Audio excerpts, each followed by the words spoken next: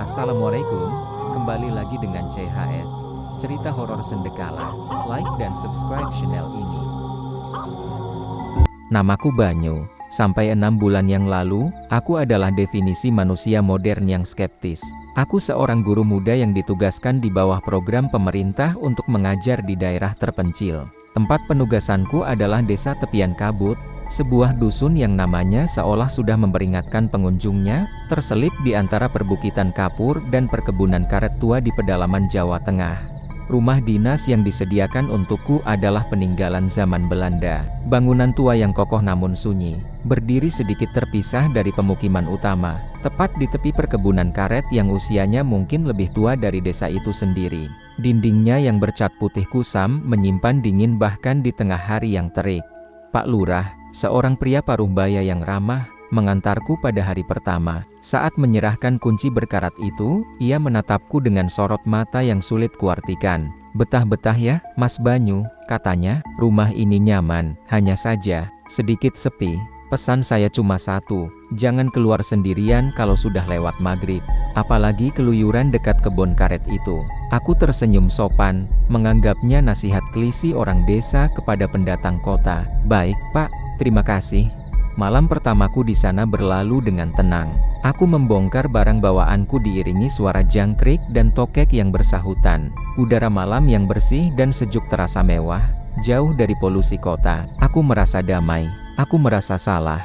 Kengerian tidak datang seperti badai. Ia datang seperti kabut yang merayap perlahan dari sela-sela pohon karet itu, meresap masuk melalui celah jendela dan ventilasi udara, sebelum akhirnya memenuhi setiap sudut rumah dan paru-paruku. Semuanya dimulai dengan sebuah aroma. Pada malam ketiga, saat aku sedang serius memeriksa pekerjaan murid-muridku di bawah sorotan lampu bohlam 40 watt, hidungku menangkap sebuah aroma aneh. Aroma singkong bakar, manis, sedikit sangit, dan sangat khas. Awalnya aku berpikir salah satu tetangga yang rumahnya berjarak 100 meter sedang memanggang singkong. Aku mengabaikannya. Namun, aroma itu tidak hilang. Ia datang dan pergi sesukanya, selalu muncul saat aku sendirian di malam hari. Terkadang samar, terkadang begitu pekat hingga membuatku mual. Tidak ada asap, tidak ada api, hanya aroma hantu yang melayang-layang. Lalu, suara-suara mulai terdengar. Bukan suara yang akan membuatmu melompat kaget. Bukan, ini lebih subtil. Suara langkah kaki berat yang menginjak dedaunan karet kering di halaman belakang. Setiap kali aku bergegas ke jendela dan menyorotkan senter, tidak ada apa-apa, hanya pohon-pohon karet yang berdiri diam seperti para raksasa bisu. Terkadang, aku mendengar seperti ada yang mengetuk-ngetuk dinding luar rumah dengan kerikil. 1 kali, 2 kali, lalu sunyi. Cukup untuk membuatku berhenti dari aktivitasku, menajamkan telinga, dan merasakan jantungku berdebar sedikit lebih cepat. Aku mencoba meyakinkan diri, itu hanya hewan liar, musang, atau mungkin babi hutan. Desa tepian kabut memang dikelilingi hutan. Logika masih menjadi perisaiku, meski aku merasa perisai itu mulai retak. Retakan pertama yang sesungguhnya muncul di minggu kedua. Malam itu hujan turun dengan derasnya, menciptakan musik monoton yang menenangkan di atap seng rumahku. Aku memutuskan untuk tidur lebih awal. Sekitar tengah malam, aku terbangun karena kandung kemih yang penuh. Kamar mandiku terletak di bagian belakang rumah, harus melewati dapur yang remang-remang untuk mencapainya. Dengan langkah malas, aku berjalan tanpa menyalakan lampu dapur, hanya mengandalkan cahaya bulan yang sesekali menerobos dari balik awan. Saat aku berada di dalam kamar mandi, aku mendengarnya, suara napas.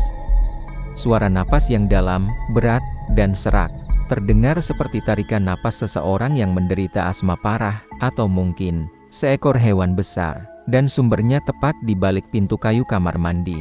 Aku membeku. Seluruh rasa kantukku lenyap seketika. Aku menahan napasku sendiri, mencoba memastikan apa yang kudengar. Sunyi sejenak, hanya suara hujan. Lalu terdengar lagi, lebih jelas kali ini. Hah, hah, hah. Disertai bau singkong bakar yang tiba-tiba menyeruak pekat, bercampur dengan aroma anyir seperti darah dan tanah basah. Jantungku serasa jatuh ke perut. Aku tidak berani bersuara, aku tidak berani bergerak. Aku hanya berdiri di sana, di dalam bilik sempit yang dingin, mendengarkan makhluk tak dikenal itu bernapas di sisi lain pintu. Waktu seolah berhenti. Setiap detik terasa seperti 1 jam. Lalu, aku mendengar suara cakaran. Pelan, tapi mantap. Kuku yang tebal dan keras menggaruk permukaan pintu kayu dari atas ke bawah. Srit, srit.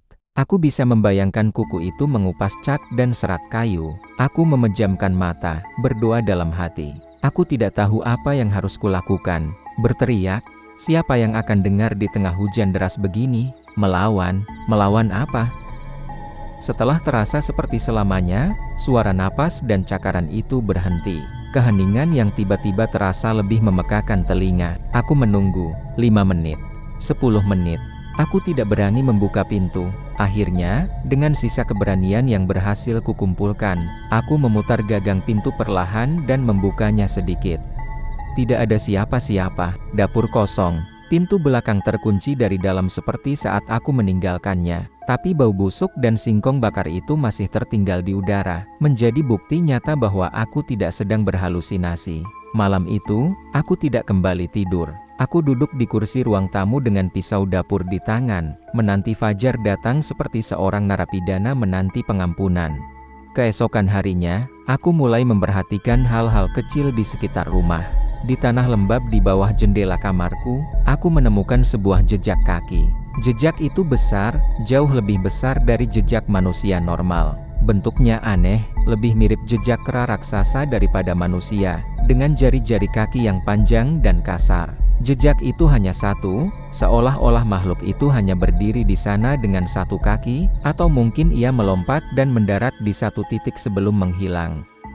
Aku mulai bertanya-tanya tentang nasihat Pak Lurah. Rasa penasaranku yang bodoh mengalahkan rasa takutku. Siang itu, saat pulang mengajar, aku memberanikan diri berjalan beberapa meter ke dalam perkebunan karet.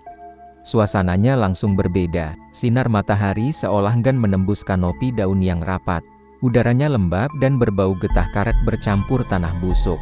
Pohon-pohon itu berdiri dalam formasi yang acak namun terasa mengancam. Beberapa pohon memiliki diameter yang luar biasa besar. Batangnya hitam dan berkerut seperti kulit monster purba. Di salah satu pohon terbesar, aku melihat sesuatu yang aneh. Ada sesajen yang sudah layu di akarnya yang menonjol, bunga kantil yang menghitam, sisa-sisa kemenyan, dan sebuah pisang raja yang sudah membusuk. Seseorang, atau beberapa orang, jelas masih melakukan ritual di sini. Tiba-tiba, aku merasakan sensasi yang paling tidak menyenangkan. Perasaan dia mati. Bukan sekadar paranoia, ini adalah kepastian yang dingin dan menusuk. Aku merasa ada sepasang mata yang menatapku dari kedalaman kebun, dari balik salah satu pohon raksasa. Aku memutar kepalaku, mencoba menangkap gerakan apapun. Tidak ada, hanya keheningan yang berat dan bayangan yang menari-nari. Dengan cepat, aku berbalik dan berjalan keluar dari kebun itu, jantungku berdebar kencang. Aku merasa seperti penyusup yang baru saja menginjak wilayah terlarang. Malam harinya, teror itu meningkat ke level yang baru. Ia tidak lagi puas hanya dengan menggangguku dari luar. Ia mulai masuk. Aku sedang duduk di meja makanku, mencoba makan malam dengan paksa karena nafsu makanku sudah hilang berhari-hari. Tiba-tiba, lampu bohlam di atasku berkedip-kedip, sebelum akhirnya mati total. Gelap gulita, sial, listrik padam lagi. Gumamku, mencoba terdengar tenang. Aku merogoh saku untuk mengambil ponselku, hendak menyalakan senternya. Saat itulah aku mendengarnya, suara tawa. Tawa itu rendah, dalam, dan bergemuruh. Terdengar seperti berasal dari sudut tergelap di ruang tamu. Itu bukan tawa yang riang, itu tawa yang mengejek, penuh dengan kebencian purba. Tawa itu membuat bulu di sekujur tubuhku berdiri. Aku membeku di kursiku, ponsel di tanganku terasa seperti sebongkah es. Aku tidak berani bergerak. Siapa di sana? Suaraku keluar seperti bisikan yang bergetar. Tawa itu berhenti, digantikan oleh suara langkah kaki yang diseret. Srit, srit, bukan di lantai, tapi di langit-langit. Seolah-olah ada sesuatu yang sangat berat sedang merayap di plafon tepat di atasku. Aku bisa mendengar butiran debu dan serpihan kayu berjatuhan di sekitarku. Aku mendongak ke kegelapan di atas, mataku terbelalak ngeri. Aku tidak bisa melihat apa-apa, tapi imajinasiku melukiskan gambaran yang paling mengerikan. Sesuatu yang besar, berbulu, dengan cakar tajam, sedang merayap seperti laba-laba raksasa di atasku, menertawakan ketakutanku. Aku menjerit. Aku tidak bisa menahannya lagi. Jeritan yang keluar dari tenggorokanku terdengar asing, penuh dengan teror murni. Aku melompat dari kursi, menabrak meja hingga piring dan gelasku jatuh berantakan, dan berlari membabi buta ke arah pintu depan. Tanganku gemetar hebat saat aku mencoba membuka gerendelnya. Begitu pintu terbuka, aku langsung lari keluar ke halaman, tidak peduli pada kegelapan atau hujan gerimis yang mulai turun. Aku terus berlari tanpa menoleh ke belakang, menuju cahaya samar dari rumah terdekat. Aku menggedor pintu rumah Pak RT dengan panik. Ketika ia membukanya, wajahnya menunjukkan keterkejutan melihatku basah kuyup, pucat, dan terengah-engah seperti orang gila. Aku tidak bisa merangkai kata. Aku hanya bisa menunjuk ke arah rumahku dengan jari gemetar. Malam itu, aku diizinkan menginap di rumah Pak RT. Aku tidak bisa tidur. Setiap kali aku memejamkan mata, aku mendengar tawa itu lagi. Tawa yang menggetarkan tulang. Keesokan paginya, ditemani Pak RT dan beberapa warga, aku kembali ke rumahku. Semuanya tampak normal. Tidak ada tanda-tanda kerusakan, kecuali piring pecah di lantai dapur. Tidak ada jejak kaki, tidak ada bekas cakaran yang jelas. Para warga saling berpandangan dengan tatapan penuh arti. Mereka semua tahu apa yang menghuni kebun karet di sebelah rumahku. Aku memutuskan aku butuh jawaban. Aku tidak bisa hidup seperti ini. Aku juga terlalu takut untuk tinggal di rumah itu lagi. Tapi tanggung jawab sebagai guru menahanku di desa ini. Siang itu, aku memberanikan diri menemui Mbah Karto, seorang tetua desa yang konon paling paham tentang hal-hal seperti ini. Aku menemukannya sedang duduk di beranda rumah joglonya yang sederhana, mengisap rokok kretek. Ia menatapku datang seolah sudah menungguku. "Duduk, nak guru," katanya dengan suara yang tenang dan dalam. Aku menceritakan semua yang kualami, dari aroma singkong bakar hingga tawa di dalam kegelapan. Ia mendengarkan dengan saksama, mengangguk-angguk kecil, tanpa menunjukkan ekspresi terkejut sedikit pun. Setelah aku selesai, ia mengembuskan asap rokoknya perlahan. "Yang mengganggumu itu sang penunggu," katanya, "genderuwo. Ia sudah ada di kebun karet itu jauh sebelum desa ini berdiri. Ia penjaga pohon karet tertua di tengah kebun." Jantungku mencelos, jadi rumor itu benar, bukan sekadar tahayul. "Kenapa ia mengganggu saya, Mbah? Apa salah saya?" tanyaku dengan putus asa. "Kau tidak salah apa-apa, nak. Kau hanya pendatang baru." Ia suka menguji orang baru yang tinggal di rumah dinas itu. Menguji mentalnya. Ia bosan, dan rasa takut manusia adalah hiburan baginya. Hiburan. Aku tidak percaya dengan apa yang kudengar. Saya hampir mati ketakutan. Mbah Karto menatapku tajam. Justru itu yang ia nikmati. Semakin kau takut, semakin ia kuat, semakin sering ia akan muncul. Ia memakan rasa takutmu seperti kita makan nasi. Ia tidak akan menyakitimu secara fisik, selama kau tidak menunjukkan kelemahan. Lalu apa yang harus saya lakukan? "Jangan tunjukkan rasa takutmu," jawabnya. Aku tahu ini sulit, tapi hanya itu caranya. Anggap saja ia tidak ada. Jika kau mendengar suara, jangan dicari. Jika kau mencium bau, tutup hidungmu. Jangan biarkan ia tahu bahwa ia berhasil membuatmu takut. Nasihat yang mustahil. Bagaimana mungkin aku tidak takut? "Ada satu hal lagi," lanjut Mbah Karto, suaranya menjadi lebih pelan. "Ia tertarik pada wanita, dan ia bisa mengubah wujudnya. Terkadang ia akan muncul sebagai sosok yang kau kenal, menirukan suaranya, untuk memancingmu keluar. Jangan pernah tergoda, terutama di malam hari." Peringatan terakhir itu terasa paling mengerikan. Gagasan bahwa makhluk itu bisa berwujud menjadi seseorang yang kukenal membuat darahku terasa dingin. Malam itu, aku terpaksa kembali ke rumah dinas. Aku tidak punya pilihan lain. Aku mencoba mengikuti nasihat Mbah Karto. Aku menyalakan semua lampu di rumah, memutar musik keras-keras dari ponselku, dan menyibukkan diri dengan pekerjaan. Aku mencoba menciptakan gelembung normalitas di tengah lautan teror. Untuk beberapa jam, sepertinya berhasil. Tidak ada suara, tidak ada bau. Aku mulai sedikit rileks. Mungkin Mbah Karto benar. Mungkin jika aku mengabaikannya, ia akan pergi. Aku salah besar. Sekitar pukul 11 malam, aku mendengar ketukan di pintu depan. Bukan ketukan kerikil yang malu-malu. Ini ketukan yang mantap dan jelas, seperti ketukan tamu biasa. Tok, tok, tok, jantungku berhenti berdetak. Aku membeku, menatap pintu dengan ngeri. Musik dari ponselku terasa mengejek. Siapa yang akan bertamu selarut ini di desa terpencil? Mas Banyu, aku mengenali suara itu. Itu suara Sari, salah satu guru wanita di sekolah, teman mengajarku. Suaranya terdengar cemas. Mas Banyu, di dalam. Tadi saya lihat lampu rumah Mas masih menyala. Saya mau mengembalikan buku. Otakku berputar. Sari, mengembalikan buku selarut ini. Peringatan Mbah Karto bergema di kepalaku, ia bisa mengubah wujudnya, menirukan suaranya, untuk memancingmu keluar. Tapi suara itu terdengar begitu nyata, begitu persis dengan suara Sari. Mungkin aku hanya paranoid. Mungkin benar-benar Sari yang membutuhkan sesuatu. Sari, panggilku ragu-ragu, suaraku nyaris tak terdengar. Iya, Mas, bisa buka pintunya sebentar. Di luar dingin, aku berjalan perlahan menuju pintu, setiap langkah terasa berat. Aku mencoba mengintip dari jendela di sebelah pintu, tapi gordennya tertutup rapat dan aku terlalu takut untuk membukanya. Haruskah aku membukanya? Jika itu benar-benar Sari, aku akan terlihat sangat tidak sopan. Tapi jika bukan, aku memutuskan untuk mengambil risiko. Aku akan membukanya sedikit saja, sekadar untuk memastikan. Dengan tangan gemetar, aku membuka grendel dan menarik pintu itu beberapa sentimeter. Kesalahan terbesarku.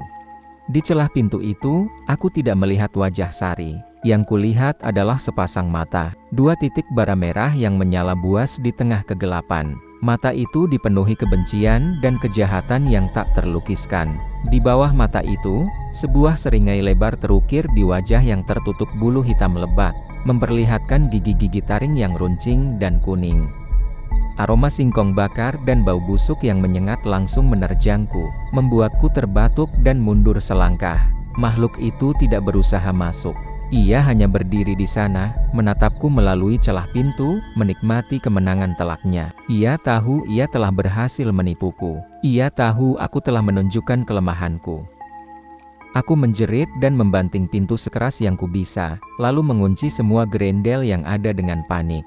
Aku bersandar di pintu, tubuhku luruh ke lantai, gemetar tak terkendali. Dari balik pintu, aku mendengar tawa itu lagi. Tawa yang dalam dan bergemuruh, mengguncang seluruh rumah. Kali ini, tawa itu tidak hanya terdengar mengejek, tapi juga penuh kemenangan. Ia tahu ia telah mematahkan perisaiku. Permainan telah berakhir. Kini, perburuan yang sesungguhnya akan dimulai.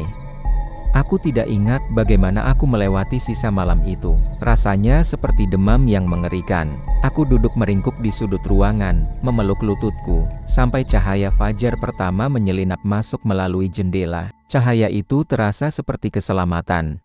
Aku tidak pergi mengajar hari itu. Aku mengirim pesan kepada kepala sekolah, beralasan sakit parah. Aku tidak bisa menghadapi siapapun. Aku tidak bisa meninggalkan rumah karena takut, tapi berada di dalam rumah terasa seperti berada di dalam kandang singa.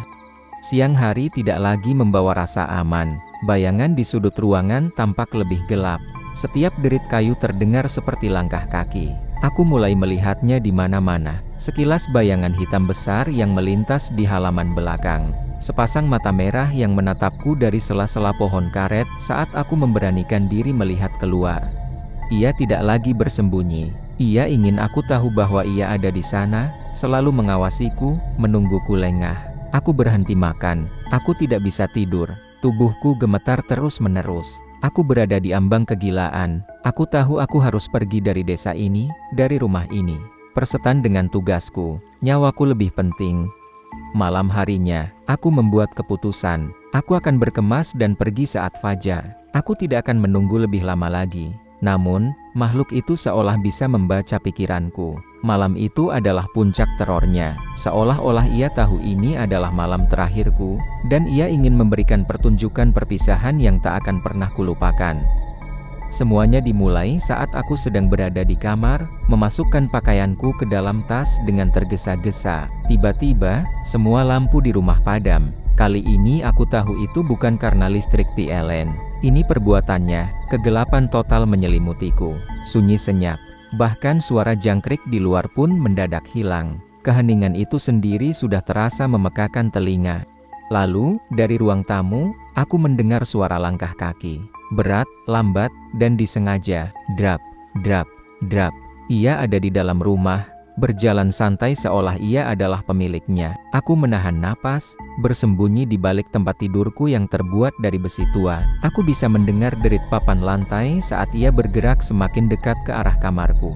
Jantungku berdebar begitu kencang hingga aku takut ia bisa mendengarnya. Pintu kamarku yang tertutup rapat, berderit terbuka dengan perlahan. Di ambang pintu, sebuah siluet raksasa berdiri. Tingginya hampir menyentuh langit-langit. Bahunya lebar dan kekar. Seluruh tubuhnya tertutup bulu hitam lebat yang tampak kotor dan gimbal. Aku bisa melihat garis besar wajahnya yang mirip kerah, dan 2 titik merah membara yang menjadi matanya, menyorot ke dalam kegelapan kamar, mencariku. Bau busuknya begitu menyengat hingga membuat mataku perih. Campuran antara singkong gosong, tanah kuburan, dan daging yang membusuk. Aku memejamkan mata sekuat tenaga, berharap ini semua hanya mimpi buruk. Tapi bau dan hawa panas yang memancar dari tubuhnya terasa begitu nyata. Ia tidak langsung masuk. Ia hanya berdiri di sana, di ambang pintu, seolah menikmati ketakutanku yang sudah mencapai puncaknya. Aku bisa mendengar napasnya yang berat dan serak. Setiap tarikannya terdengar seperti deru ombak yang menyeret kerikil. Dalam keputusasaan, aku meraih satu-satunya benda di dekatku. Sebuah vas bunga keramik kecil di atas meja nakas. Dengan sisa tenaga yang kumiliki, aku melemparkannya ke arah siluet itu. Vas itu melayang di udara dan menembusnya. Vas itu tidak membentur tubuhnya, melainkan melewatinya begitu saja seolah-olah siluet itu terbuat dari asap, lalu pecah berkeping-keping di dinding belakang. Tawa rendah yang mengerikan itu kembali terdengar, kali ini tepat di depanku.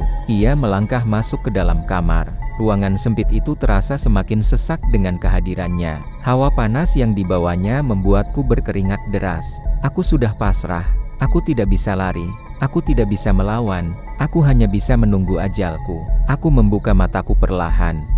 Kini aku bisa melihatnya dengan lebih jelas di bawah cahaya bulan samar yang masuk dari jendela. Wajahnya adalah mimpi buruk yang menjadi kenyataan. Kulitnya gelap dan kasar, mulutnya menyeringai lebar memperlihatkan gusi yang menghitam dan gigi taring yang panjang. Matanya, ya Tuhan, matanya, merah menyala seperti bara api, tanpa pupil, tanpa emosi selain kebencian murni. Ia mengangkat tangannya yang besar dan berbulu, dengan kuku-kuku hitam yang panjang dan melengkung seperti cakar elang. Aku mengira ia akan mencakarku atau mencekikku, tapi ia tidak melakukannya. Ia hanya menempelkan telapak tangannya yang kasar dan panas ke dinding di sebelah kepalaku. Belam, suaranya cukup keras untuk membuatku tersentak. Dinding itu bergetar. Ia mencondongkan wajahnya mendekat ke wajahku. Aku bisa merasakan napasnya yang panas dan berbau busuk menerpa kulitku. Matanya yang merah menatap lurus ke dalam mataku. Lalu ia berbicara. Suaranya bukan lagi tawa atau geraman. Suaranya dalam, serak, dan tua. Kata-kata itu seolah tidak keluar dari mulutnya, melainkan bergema langsung di dalam tengkorakku. Kowe, dueku. Kata-kata dalam bahasa Jawa kuno itu terasa seperti vonis mati. Ia tidak akan membunuhku. Oh tidak, itu terlalu mudah. Sesuatu yang jauh lebih buruk telah direncanakan untukku. Ia mengklaim jiwaku. Setelah mengucapkan 2 kata itu, ia menarik tangannya dari dinding, berbalik, dan berjalan keluar dari kamar dengan langkah yang sama lambatnya. Siluetnya menghilang di kegelapan ruang tamu. Beberapa saat kemudian, lampu di seluruh rumah menyala kembali secara bersamaan. Kata-kata dalam bahasa Jawa kuno itu terasa seperti vonis mati. Ia tidak akan membunuhku. Oh tidak, itu terlalu mudah.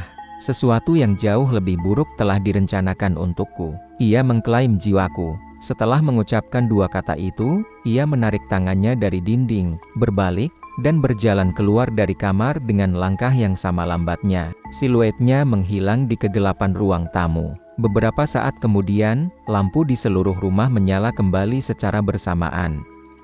Fajar datang, tapi tidak membawa kelegaan. Aku tahu aku tidak bisa pergi. Bukan karena aku tidak mau, tapi karena aku merasa terikat. Ada sesuatu yang menahanku di rumah ini, di desa ini. Perasaan itu seperti rantai tak kasat mata yang melilit jiwaku. Klaim genderuwo itu terasa nyata. Aku mencoba. Siang itu, aku menyeret tasku yang sudah setengah terisi keluar rumah, berniat nekat berjalan kaki ke kota kecamatan terdekat. Tapi setiap langkah yang menjauh dari rumah dinas itu terasa semakin berat, seolah aku berjalan melawan arus yang sangat kuat. Dadaku sesak, kepalaku pusing. Aku mencoba. Siang itu, aku menyeret tasku yang sudah setengah terisi keluar rumah, berniat nekat berjalan kaki ke kota kecamatan terdekat. Tapi setiap langkah yang menjauh dari rumah dinas itu terasa semakin berat, seolah aku berjalan melawan arus yang sangat kuat. Dadaku sesak, kepalaku pusing. Saat aku mencapai gerbang desa, aku muntah-muntah hebat. Tubuhku menolak untuk pergi. Dengan lemas dan kalah, aku kembali ke rumah terkutuk itu. Aku adalah seorang narapidana di penjaraku sendiri. Hari-hari berikutnya berlalu dalam kabut teror yang konstan. Ia tidak lagi menampakkan wujud penuhnya. Ia tidak perlu. Ia sudah menang. Gangguannya kini lebih bersifat psikologis, dirancang untuk merusak sisa-sisa kewarasanku.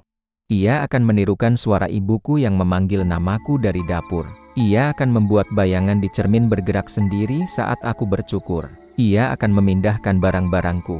Kunci motor yang kuletakkan di meja, tiba-tiba sudah tergantung di paku dekat jendela. Buku yang sedang kubaca, mendadak sudah berada di rak lain. Hal-hal kecil yang jika diceritakan kepada orang lain akan membuatku terdengar gila. Dan mungkin, itulah tujuannya. Aku menjadi pertapa di rumahku sendiri. Aku berhenti mengajar. Aku berhenti keluar rumah. Aku hanya duduk di dalam, menunggu malam tiba dengan ketakutan, dan menunggu fajar dengan keputusasaan. Para warga desa sepertinya mengerti. Mereka tidak lagi mengunjungiku. Sesekali, ada yang meletakkan sebungkus nasi di teras depan, seperti memberi makan hewan peliharaan yang dikurung. Suatu malam, aku sedang duduk di ruang tamu, menatap kosong ke dinding. Tiba-tiba, aku mendengar suara gamelan. Suaranya merdu, namun terdengar sangat menyedihkan. Anehnya, suara itu seperti berasal dari dalam rumah. Aku mengikutinya. Suara itu membawaku ke kamarku. Di sana, di atas tempat tidurku, duduk sesosok wanita. Ia mengenakan kebaya Jawa klasik dan rambutnya disanggul dengan rapi, dihiasi bunga melati. Wajahnya cantik, namun pucat dan sangat sedih. Ia tidak menatapku, hanya menatap keluar jendela. Aku tahu ini adalah ilusi. Salah satu permainannya, tapi ilusi ini terasa berbeda. Tidak ada hawa panas, tidak ada bau busuk. Hanya kesedihan yang mendalam. "Siapa kamu?" tanyaku dengan suara serak. Wanita itu menoleh padaku. Matanya kosong. "Aku sama sepertimu," bisiknya. "Aku juga pernah tinggal di sini. Dulu sekali." Jantungku berdebar. "Apa yang terjadi padamu?" Ia tersenyum, senyum yang paling menyedihkan yang pernah kulihat. Ia menginginkanku. Aku menolaknya. Aku mencoba lari. Ia berhenti sejenak, menatap ke arah kebun karet. "Tapi kau tidak bisa lari darinya. Jika ia sudah mengklaimu, kau akan selamanya menjadi miliknya, bahkan setelah kau mati." Setelah mengucapkan itu, sosoknya perlahan memudar menjadi ketiadaan, meninggalkan aroma bunga melati yang samar. Aku akhirnya mengerti takdirku. Kematian bukanlah jalan keluar. Kematian hanya akan mengikatku pada tempat ini selamanya, menjadi arwah penasaran lain yang menjadi koleksinya. Aku tidak tahu sudah berapa lama aku terkurung di sini. Seminggu, sebulan, waktu telah kehilangan artinya. Aku tidak lagi membedakan siang dan malam. Yang ada hanya periode terang dan periode gelap.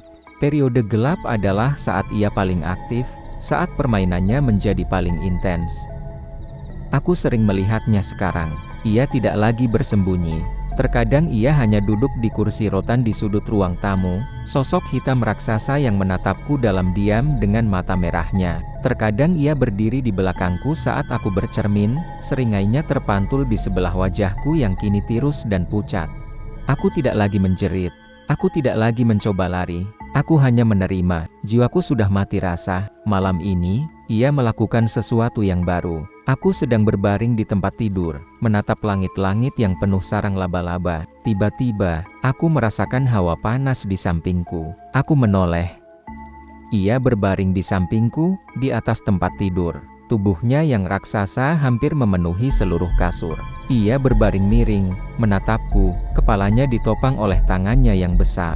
Posisi yang anehnya terlihat santai, seperti sepasang teman lama yang sedang mengobrol. Aku tidak bergerak. Aku hanya balas menatap mata merahnya yang tanpa dasar itu. Suara seraknya kembali bergema di dalam kepalaku. Bosan, bosan. Satu kata itu mengirimkan gelombang teror baru yang membekukan sisa-sisa darahku. Ia bosan denganku. Apa artinya itu? Apa yang terjadi jika sebuah entitas purba yang menjadikan rasa takut sebagai hiburan, mulai merasa bosan dengan mainannya? Ia mengulurkan jari telunjuknya yang bercakar dan menyentuh pipiku. Sentuhannya terasa seperti besi panas. Aku meringis kesakitan, tapi tidak bisa bergerak. Ia menarik jarinya, meninggalkan bekas luka bakar kecil di pipiku. Ia tersenyum, seringai lebarnya menunjukkan kepuasan. Ia menemukan cara baru untuk bersenang-senang. Rasa sakit. Tawanya yang bergemuruh kembali memenuhi ruangan, kali ini dengan nada yang baru, nada antisipasi. Malam-malamku yang berikutnya tidak lagi hanya diisi oleh teror psikologis. Malam-malamku kini diisi oleh rasa sakit. Bekas cakaran kecil di lenganku, luka bakar di punggungku, memar-memar yang muncul tanpa sebab. Ia melakukannya dengan perlahan, sedikit demi sedikit, memastikan aku tidak mati, hanya menderita. Ia adalah seorang seniman penyiksa, dan tubuhku adalah kanvasnya. Aku menyambut rasa sakit itu. Setidaknya, rasa sakit fisik itu nyata. Itu mengalihkan perhatianku dari kehancuran total jiwaku. 6 bulan setelah Banyu dilaporkan menghilang tanpa jejak oleh pihak sekolah, seorang guru pengganti tiba di desa tepian kabut. Namanya Arini, seorang gadis muda penuh semangat yang sama naifnya seperti Banyu dulu. Pak Lurah mengantarnya ke rumah dinas yang sudah dibersihkan. Rumah itu tampak kosong dan sunyi. Rumah ini nyaman, hanya saja sedikit sepi, kata Pak Lurah, mengulangi kalimat yang sama persis seperti yang ia katakan kepada Banyu. Ia menatap Arini dengan sorot mata yang kini dipenuhi rasa kasihan. Pesan saya, jangan keluar sendirian kalau sudah lewat maghrib, apalagi keluyuran dekat kebun karet itu. Arini tersenyum sopan. Baik, Pak, terima kasih. Malam itu, setelah Arini selesai membongkar barang-barangnya dan duduk untuk mempersiapkan materi ajar pertamanya, hidungnya menangkap sebuah aroma aneh yang melayang masuk dari jendela yang terbuka. Aroma manis dan sedikit sangit, seperti singkong bakar. Ia mengabaikannya, berpikir itu hanya salah satu tetangga yang sedang memasak. Dari kedalaman kebun karet yang gelap, dari balik pohon terbesar yang batangnya sehitam arang, sepasang mata merah menyala dalam kegelapan. Mata itu menatap lurus ke arah jendela rumah dinas yang kini bercahaya. Suara tawa rendah yang bergemuruh, nyaris tak terdengar, terbawa angin malam. Tawa yang penuh dengan antisipasi. Permainan akan segera dimulai lagi. Dan di dalam rumah dinas yang sunyi itu, di loteng yang berdebu, sesosok jiwa yang hancur meringkuk dalam kegelapan. Ia tidak bisa pergi, ia hanya bisa menonton. Ia adalah penonton abadi dari siklus teror yang sama, yang kini menjerat korban baru. Ia adalah Banyu. Ia adalah bagian dari rumah itu sekarang. Ia adalah gema pertama dari jeritan yang akan datang. Ia adalah salah satu koleksi sang penunggu.